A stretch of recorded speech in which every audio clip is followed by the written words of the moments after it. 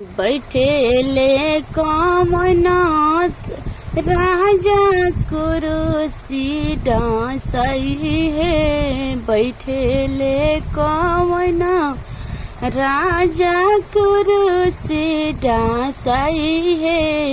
गलूरी कवन दुल्हा, गलूरी कवन दुल्हा, अजूरी पासरस है। गलूरी कवन दुल्हा, अजूरी पासरस है।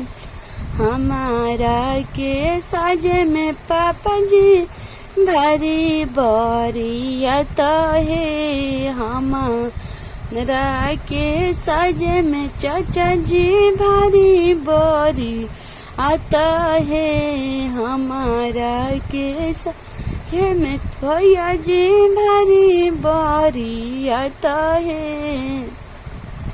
आधा साज में कमली से पार्टी, आधा कांग्रेस है। आधा साज में कमली से पार्टी, आधा कांग्रेस है। आधा साज में कमली से पार्टी, आधा कांग्रेस है। बेतिया के लाल झंडा लहरत जला है।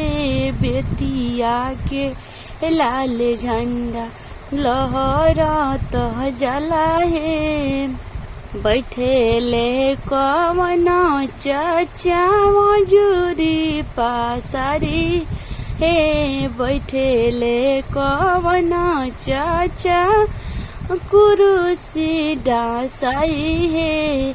गलूरी कवन दुल्हा, अजूरी पासरस है। गलूरी कवन दुल्हा, अजूरी पासरस है।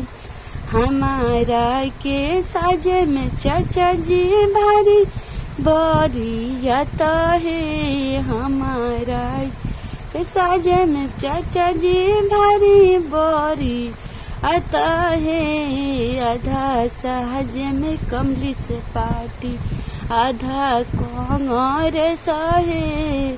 आधा साज में कमली से पार्टी, आधा कांग्रेस है। बेतिया के लाल झंडा लहरत जला है।